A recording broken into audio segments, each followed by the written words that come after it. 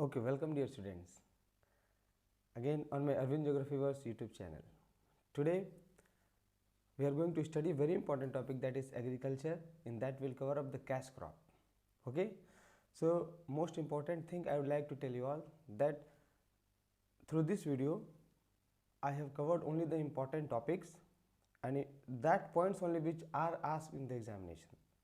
So there is no need to prepare any notes. Only simply you have to study the points which I have written here and you have to listen my explanation. This is the all experience of my 8-year teaching. I am very sure that not even a single question will be asked above these questions or the topics which I am going to teach. It is very important. Okay. So without wasting the time, we'll start now. Okay, see. So today we are going to cover the agriculture, the cash crop. यानी हम आज agriculture पढ़ेंगे, cash crop. इसमें जो पहला हम crop ले रहे हैं वो है आपका टी. कौन सा क्रॉप है? टी. अब देखो बेसिकली क्लास 10th के लिए हमने एग्रीकल्चर से यहाँ स्टार्ट किया है, ताकि अब समस्या क्या है कि क्लाइमेट चैप्टर की जब हम बात करें तो वहाँ से रीजनिंग वगैरह जो क्वेश्चन है ना बच्चों, बहुत वो टफ होता है और अक्सर बच्चे उसमें गलत कर देते हैं. But when you talk about this agriculture chapter, this is very easy. बहुत आसान है, इसमें कोई कॉन्सेप्ट नहीं है. सीधे आपको कुछ मगअप कर लेना है और इससे आपका काम हो गया और बहुत आसान है. ठीक है. आप अगर मेरे साथ मेरे इस चैनल के थ्रू पढ़ रहे हो तो मैं बहुत श्योर हूँ कि आप बहुत सही जगह आए हैं. ठीक है, चलिए स्टार्ट करते हैं. सी, हम थोड़ा एक बार रिव्यू कर लें कि क्या क्या टॉपिक्स देख लेंगे हम. इसमें देख लें, पहले देख लेंगे इंट्रोडक्शन, थोड़ा सा पार्ट है. इसके बाद क्लाइमेटिक कंडीशन, जहाँ से मैक्सिमम क्वेश्चन आते हैं. मैक्सिमम क्वेश्चन होंगे क्लाइमेटिक कंडीशन से. ओके, आपको याद रखना है ये factors. After that methods of cultivation, method of cultivation से भी क्वेश्चन होंगे यहाँ से आपको. Okay. Then type of teas, ये basically when we talk about the green tea, black tea और लॉन्ग टी, मतलब जितने भी टाइप के टीज हैं उसमें आपको पढ़ना है what are the basic differences, क्योंकि वहाँ से क्वेश्चन आ सकता है कि क्या समय डिफरेंस है. ये हम डिटेल में देखेंगे. इसके बाद लास्ट होगा आपका डिस्ट्रीब्यूशन ऑफ टी, जहाँ से मैप में क्वेश्चन पूछ सकता है, या which states rank first. Okay. तो आई होप आपको ये अब कुल मिला के इंटरेस्टिंग होने वाला है टॉपिक्स. चलिए हम स्टार्ट करते हैं. तो सिंपली इसके डिस्कवरी पे जाएँ तो यहाँ से बहुत डिटेल में नहीं पढ़ना है आपको, सिंपली ये जान लेना है it was discovered by an Indian Buddhist monk. किसने इसको डिस्कवर किया था? बुद्धिस्ट मॉन्क ने. वो हु विजिटेड चाइना, यानी चाइना में जाकर डिस्कवर किया था 500 AD में. ओके.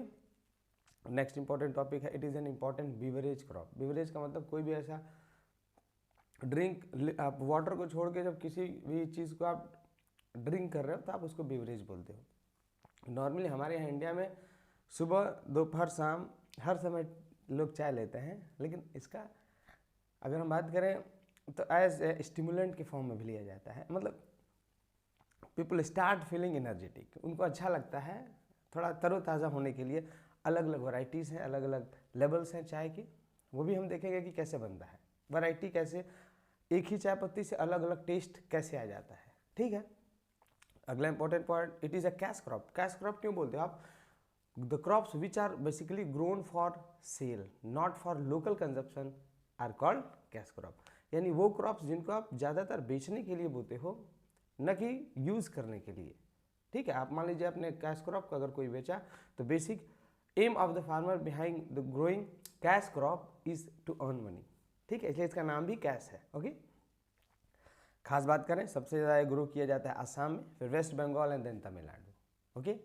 अब यहाँ हम बात करते हैं, कुछ बच्चों को डाउट है सर ऐसा कुछ चाय में टी में होता क्या है कि जो नशा करता है. वो नशे की जहाँ तक बात है ना, उसके अंदर ये देखो आप, यही एक सिर्फ कंटेंट है, दैट इज टैनिक एसिड. ठीक ना.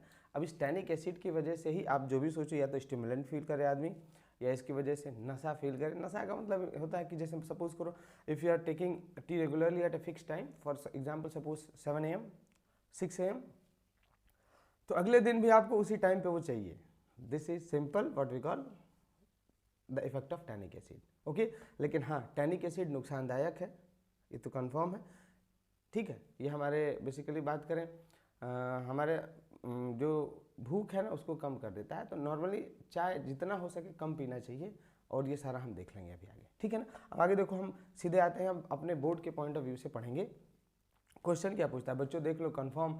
आप मैं जो पढ़ाऊंगा उसको आप पिछले 10 साल के क्वेश्चन पेपर से उठा के देख लेना, और आने वाले ईयर्स में भी देख लेना, यहीं से क्वेश्चन होंगे, ठीक है, ये मैं इसके लिए 100% श्योर हूँ। चलिए आप स्टार्ट करते हैं। Next will go for the climatic condition. When we talk about the climatic condition, what are the various factors और the climatic condition which are required for the tree. अब थोड़ी डायग्राम देखो, यहाँ देखो हमने बेस में ये जो डायग्राम लिया है बेसिकली यहाँ पे देखें आप, it is grown on the hilly slopes, plus यहाँ पे कुछ ट्रीज लगाए गए हैं ताकि इस पर डायरेक्ट सनलाइट ना पड़े, और देखो यहाँ पे थोड़ा जो फॉग टाइप का क्लाइमेट इसको ज़्यादा सूटेबल है। ओके, अब स्टार्ट करते हैं। देखो tea is a shade loving plant. Shade का मतलब होता है, देखो आप, शेड का मतलब देखो आप उस पर डायरेक्ट सनलाइट इसको नुकसान करता है। So it is grown, so few trees are grown here to give it shade. Now when we talk about the why it is a shade loving plant, because shade favor its growth. ये important है। अगर आपसे question पूछा जाए कि ऐसा क्यों, क्या है उसमें, तो see it is a shade favors its growth। अब जब मान लो कि इसका ग्रोथ फेवर करता है, और ग्रोथ का मतलब होता है, अगर हम बात करें when we talk about the growth, तो it promotes the growth of the what we call two tender leaves and a bud, जिसको आप बोलते हैं फाइन प्लकिंग। फाइन प्लकिंग का मतलब होता है वो प्लकिंग जिसमें आप 2 टेंडर लीव्स और एक बड को तोड़ लें, उसे बोलते हैं best plucking, that is fine plucking. तो अगर छांव होगा तो ज़्यादा क्या होता है, it grows faster and it take new leaves, okay, which is beneficial for the farmer. Okay, so I hope first point is clear. When we talk about the second point, that is ideal temperature is 24 to 18 degree Celsius. ये खास है। If temperature suppose if it is below 18 degree Celsius, अगर 18 degree Celsius से कम हो गया या 24 से ज़्यादा हो गया, in both the cases growth will be retarded. Retarded का मतलब होता है ना, रिटार्ड वर्ड जो होता है, देखो रिटार्ड का मतलब होता है ना डिक्रीज। ओके, ये क्या होता है, रिटार्ड का मतलब होता है डिक्रीज, घट जाएगा। Heavy fog, when we talk about the heavy fog and dew, ये both favours the rapid development of new and young leaves. So यहाँ देख लें आप डायग्राम में, देखो फोटो में देखो, यहाँ पे फॉग है। हिली एरिया से बोने का सबसे ये बड़ा एक रीज़न है कि basically hilly areas provide good climatic condition. Okay, rainfall भी होता रहता है और टेम्परेचर बाकी प्लेन्स के कंपैरिजन में लो होता है because of its height. Presence of fog that favours the growth of the tea plant. Okay, when we talk about the rainfall, rainfall it should be minimum 150 centimetre throughout the year. मतलब water इसके लिए through out the year बहुत ज़्यादा चाहिए। लेकिन अगर हम बात करें, देखो इसमें एक ड्रॉबैक भी है। अगर आप से यहाँ से क्वेश्चन हो सकता है कि आप बताएं हम जो टी है ना उसको हम हिल्स पे क्यों उगाते हैं, जो मतलब कि जो टी प्लांट है उसको आप हिल्स पे क्यों उगा रहे हो, ऐसे हिल्स होते हैं ना उन पे आप क्यों स्लोप्स पे ही क्यों उगाते हैं, ये अगला क्वेश्चन हो गया। Basically when we talk about the tea, इसका जो हिल स्लोप की अगर हम बात करें तो इसमें देखें आप, जो हिल स्लोप है इसमें उगाने का जो सबसे बड़ा रीज़न होता है ना, वो होता है so that water may not stagnant there. Stagnant का मतलब होता है ना कि वाटर जो है वो वहाँ न रुके, वाटर वहाँ नहीं रुकेगा। अगर उसके रूट्स में अगर वाटर रुक गया तो समझ लो ये आपका जो टी है उसको बहुत नुकसान करता है। ओके, आई होप आपको समझ में आ गया, ठीक है ना। यानी अगर हम बात करें कि सबसे नुकसानदायक किसके लिए होता है, ये वाटर की हम बात करें, स्टैग्नेंसी। देखो T requires 150 centimetre plus rainfall through out the year, सबसे ज़्यादा बारिश चाहिए। लेकिन अगर वाटर वही उसके जड़ में लग गया ना, जड़ में लगने का मतलब जो प्लांट्स हैं उसके रूट्स में अगर वाटर स्टैग्नेंट हो गया, स्टैग्नेंट का मतलब अगर रुक गया 2, 3, 4 दिन या घंटे रुक गया ना, तो वो प्लांट सूख जाता है। So stagnant water is very harmful to the plant. Okay, so rainfall, this is why tree is grown on the slopes. इसीलिए हम ट्री को कहाँ उगाते हैं, स्लोप्स पे उगाते हैं। ये सबसे इंपॉर्टेंट क्वेश्चन है, बार बार पूछा जाता है। Okay, next when we talk about the soil, अगला पॉइंट क्या हो गया आपका, सॉइल। सॉइल से देखो it needs a well drained. Drained का मतलब उसमें, ड्रेन्ड का मतलब होता है कि पहले वाटर हम उसमें दे दें फिर उसके बाद उसको सुखा दें, तो उसको बोलते हैं ड्रेन्ड। हल्का मॉइस्चर हो जिसके अंदर।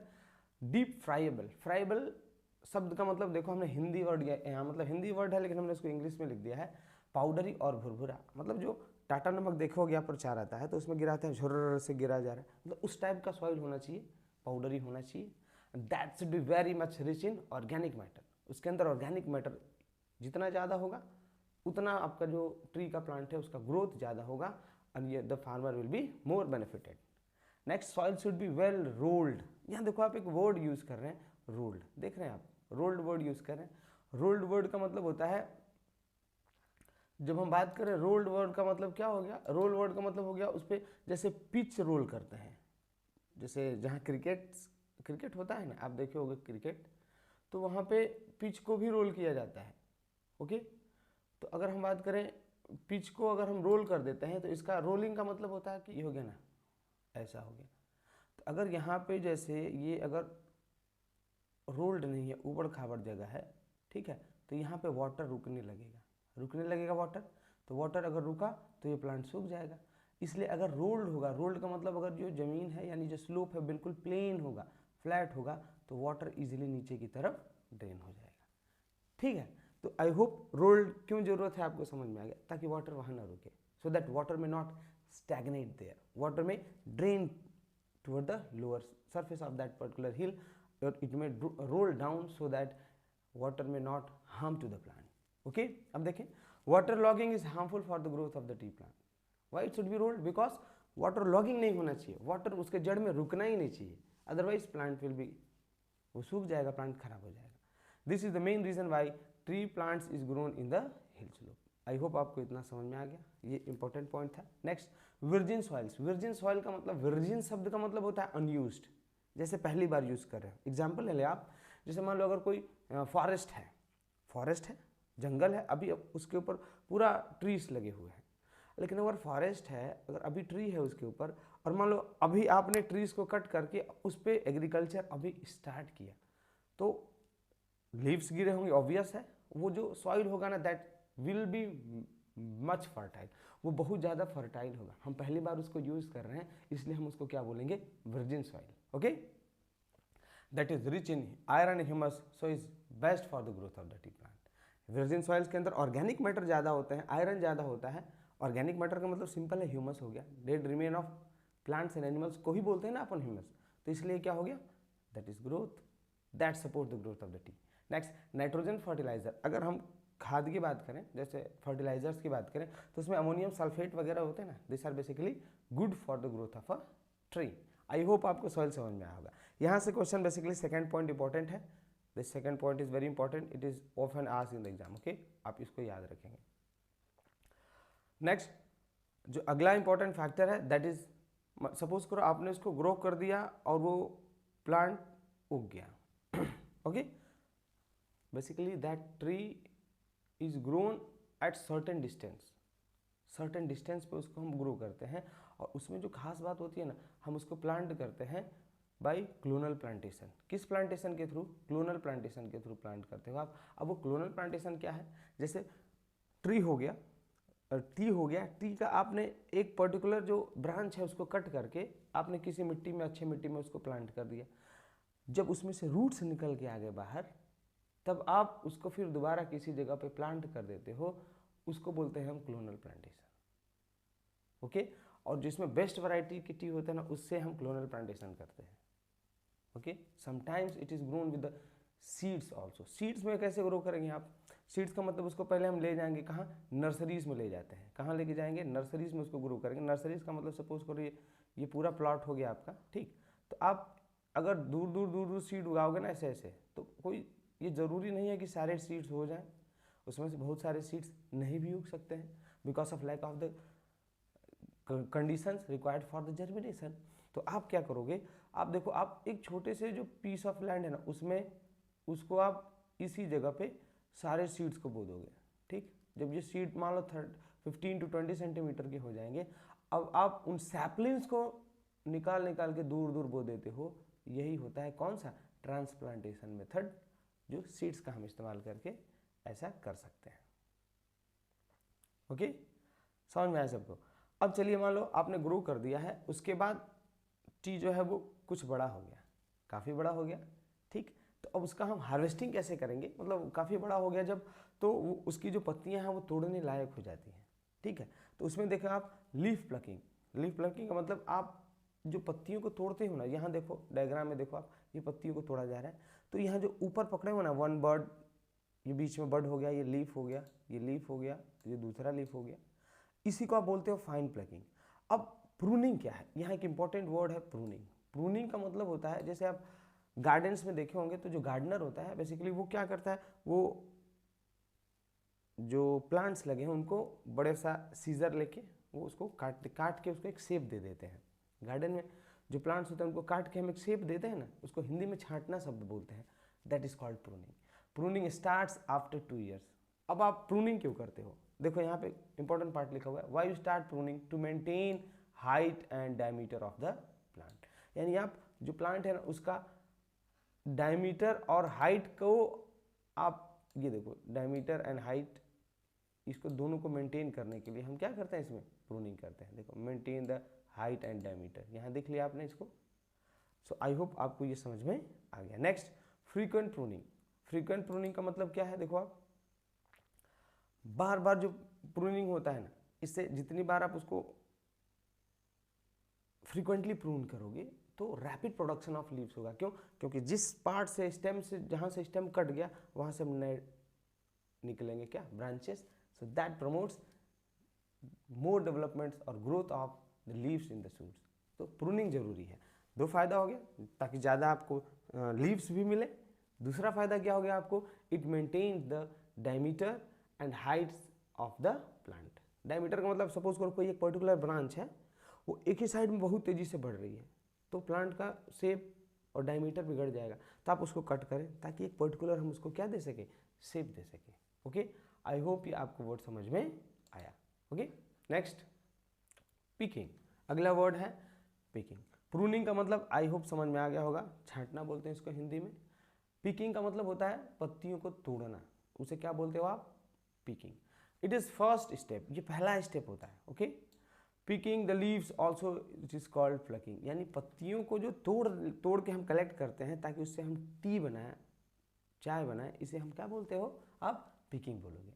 Picking is very skilful job, इसके लिए वेल ट्रेंड लोगों की जरूरत होती है। ऐसा क्यों? प्लस वो लोग जिनके पास पेशेंस हो।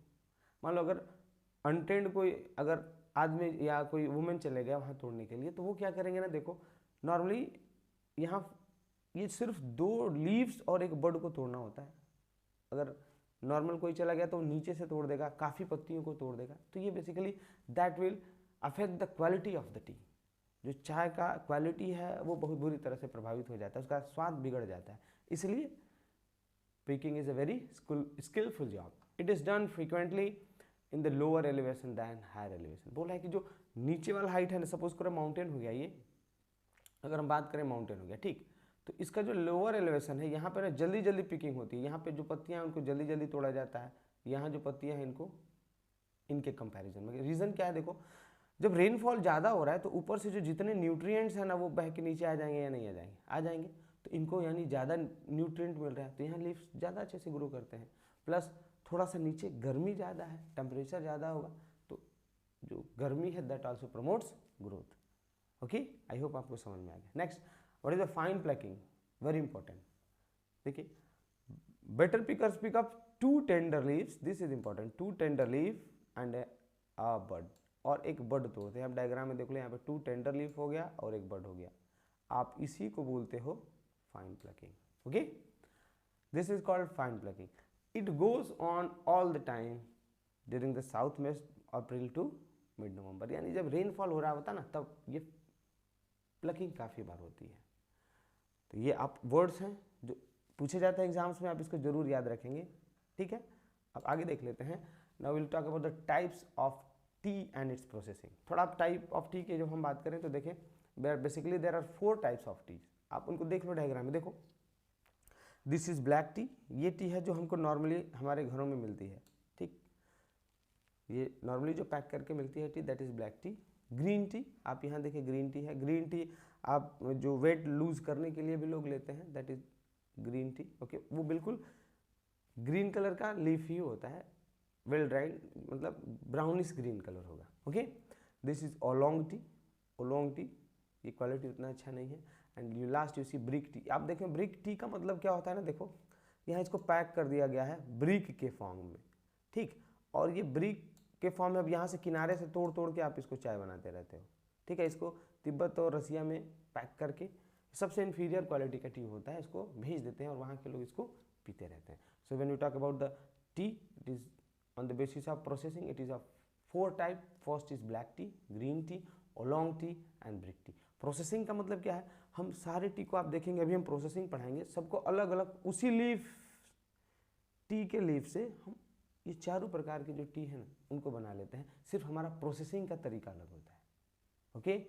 अब देखिए आप, when we talk about the processing, first point here is the black T.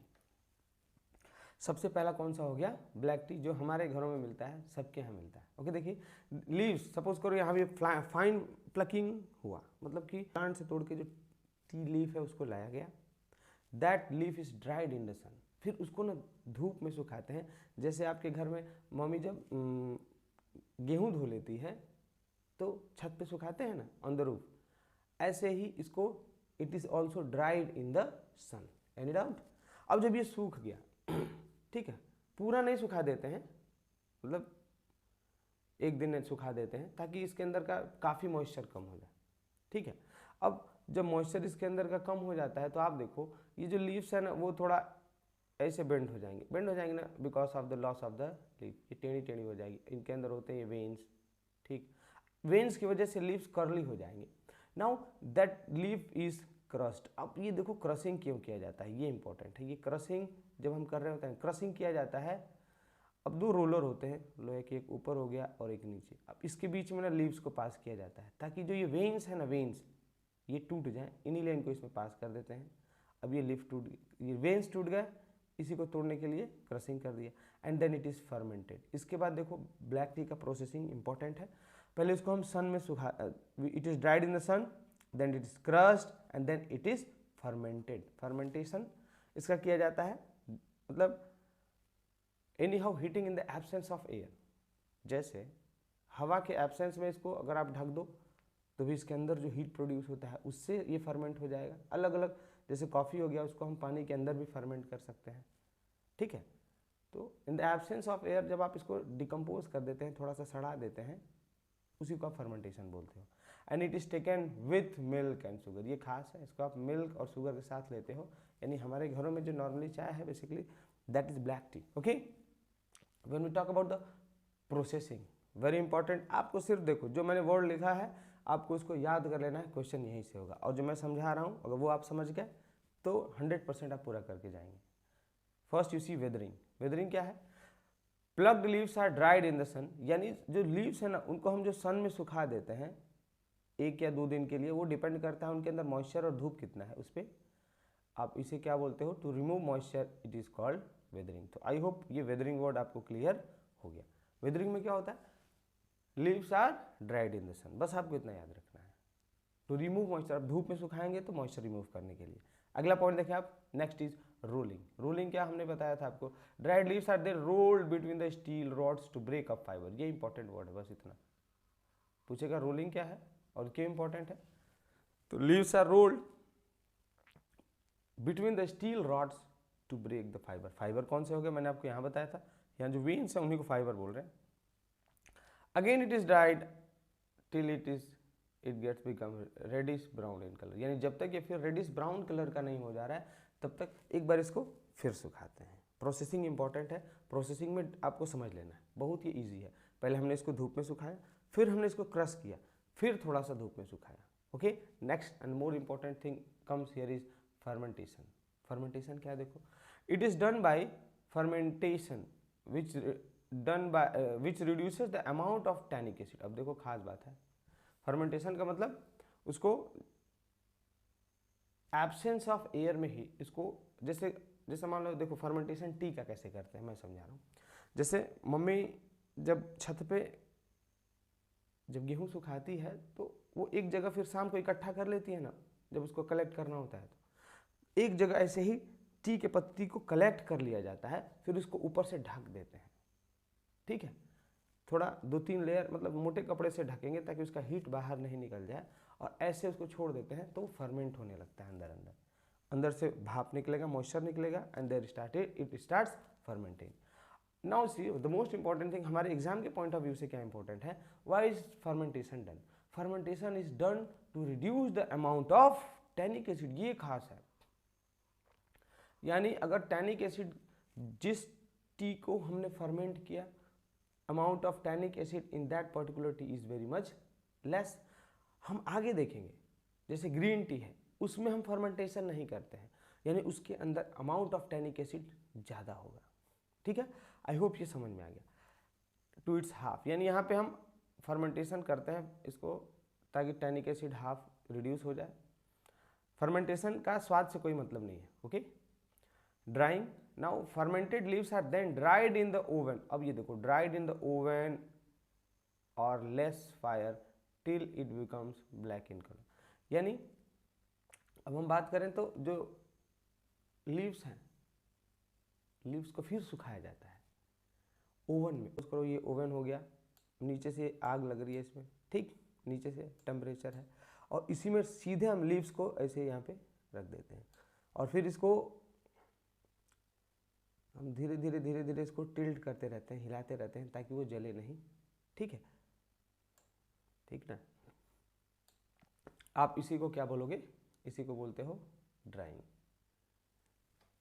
समझ में आ गया. मतलब आप भूंजा खाए होगे आप लोग, ठीक है ना, भूंजा वगैरह खाते हैं ना, तो उसमें जैसे आप देखोगे तो एक लोहे का बर्तन होता है जिसमें उसको भूनते हैं, लेकिन they use sand in that. लेकिन यहाँ सैंड नहीं होगा, direct leaves are put in that particular vessel and it is dried. उसको फिर सुखाते हैं, इसको आप क्या बोलते हो, ड्राइंग. Next, blending. ब्लेंडिंग खास है, इसके लिए आपको याद रखना होगा ब्लेंडिंग क्या है. Expert blenders and the T tester blend the various grades of the T. यानी ब्लेंडिंग के लिए कुछ बहुत ही खास एक्सपर्ट ब्लेंडर्स होते हैं, और ये इस पर जो टी की पत्तियां हैं ना, इसको एक फिक्स टेम्परेचर तक हीट अप करते हैं. तब तक हीट करेंगे जब तक उसके अंदर से खुशबू ना आ जाए. और ये ब्लेंडर्स इतने एक्सपर्ट होते हैं ना कि उसी चाय से, अब देख लो आप, टाटा टी का अलग स्मेल और टेस्ट होगा. अगर हम बात करें लिप्टन यानी ताज, अलग अलग वैरायटीज़ जो है ना, उनका अलग अलग जो स्मेल आती है उसके अंदर से, जो एरोमा है, खुशबू है, वो इन ब्लेंडर्स की वजह से होती है. This are very specialised. Okay, I hope आपको समझ में आया होगा ब्लेंडर्स क्या है. नेक्स्ट अगर हम चले जाएं, दूसरा जो हमारा टी है दैट इज़ ग्रीन टी.